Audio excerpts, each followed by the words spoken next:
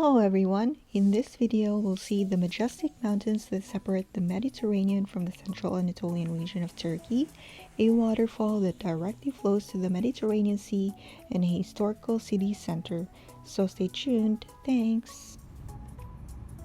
Those impressive towering mountains up ahead that look so surreal are the Taurus Mountains, or the Taurus Dağları in Turkish. They are a mountain range that separates the Mediterranean coastal region from the central Anatolian region of Turkey. The mountain complex spans hundreds of miles across southern Turkey and soars as high as almost 4,000 meters. Two of its great peaks are Mount Olympus and there's Mount Erciyes, which is a popular ski resort in the winter. The mountains run parallel to the coast and serve as a barrier for the inner parts of the country against the humidity and effects of the sea. It is quite fascinating to me as they are very close to the shore, wide, majestic, and very picturesque. You could be sweltering at more than 30 degrees Celsius on the beach, but in maybe less than 30 minutes later, as you head back to your accommodation towards the mountains, you feel refreshed as the temperature drops to a low to mid-20s.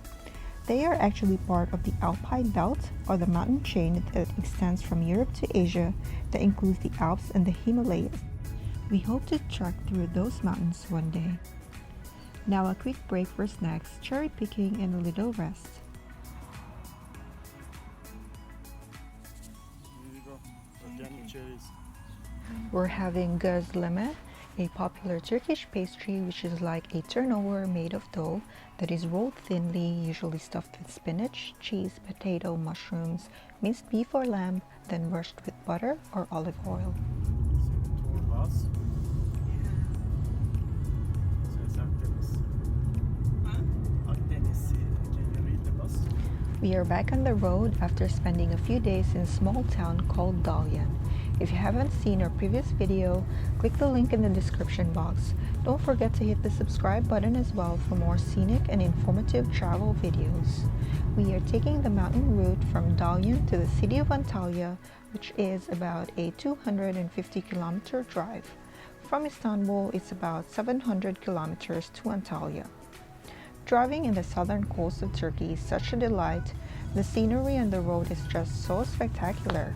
Seeing nature's wonders like these makes me value the environment even more, makes me feel thankful for this beautiful world in which we live and that we should never take it for granted. Now we reached this waterfall in Antalya that directly flows to the Mediterranean Sea. This is called the Lower Duden Waterfall.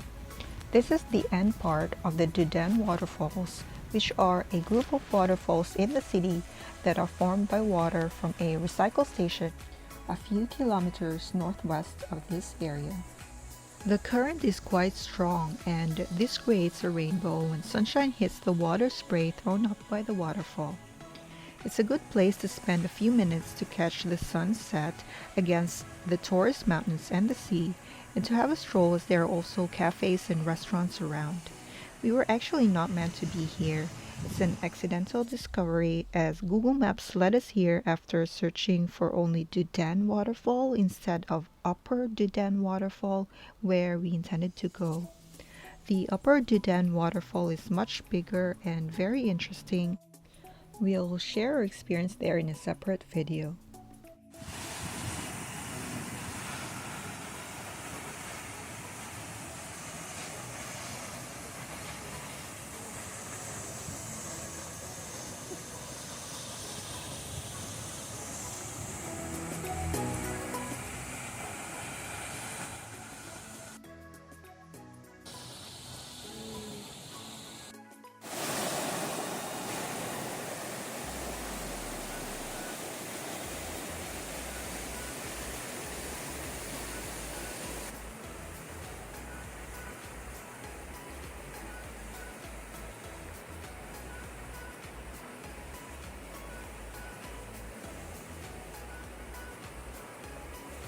This park overlooking the Antalya Bay is the Karaaliolu Park.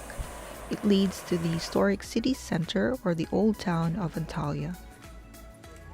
This ancient structure right here is the Hıdırlık Tower, or Hıdırlık Kulesi in Turkish, that was built by the Roman Empire in the 2nd century AD. There are theories that this tower was the tomb of an important person or a lighthouse, or that it was a church. This is the historic city center of Antalya, called Kaliichi in Turkish.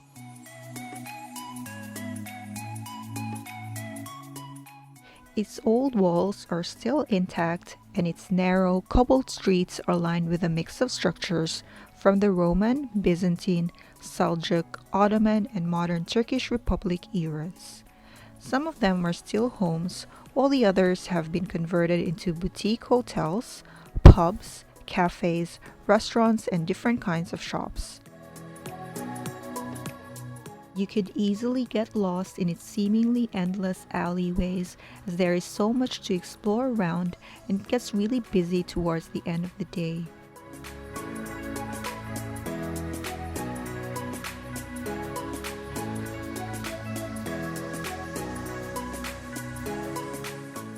You could also end up at the harbor, so you can just enjoy the view of the bay and watch small boats and ships pass by.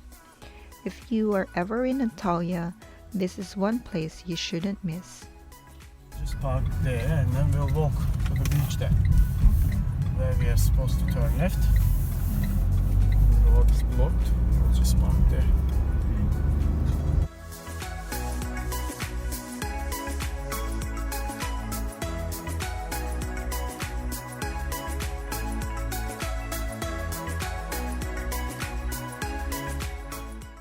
Now it's time to check out the breakfast buffet at the hotel where we are staying. So the usual Turkish breakfast, or kahvaltı, consists of what's in here: different kinds of olives, leafy greens, a wide variety of cheese, meat cuts, jams, cucumber, tomatoes, capsicum, tea, coffee, some fruit juices, watermelon usually in the summer, some oats, cereals, and crackers. There's some cakes here too.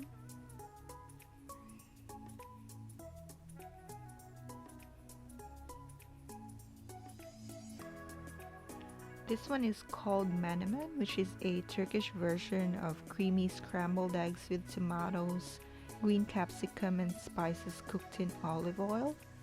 There's also boiled potatoes, sausages, hard-boiled eggs, and soup.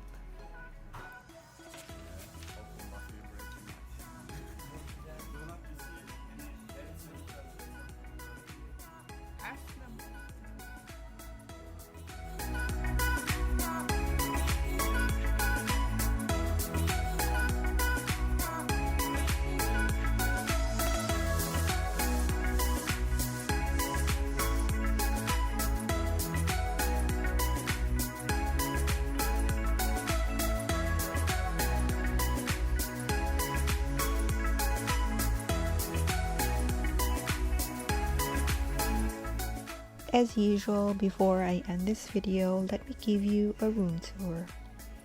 This is just a hotel room for a short stay. The beds are right there. There's a small dresser, coffee making facilities, a mini bar right here, some ample storage. And this is the window with a little view of the Taurus Mountains. Not bad at all. So that's it for this video. Thank you so much for watching, and see you in the next one. Bye for now. Please don't forget to hit the subscribe button. Thanks.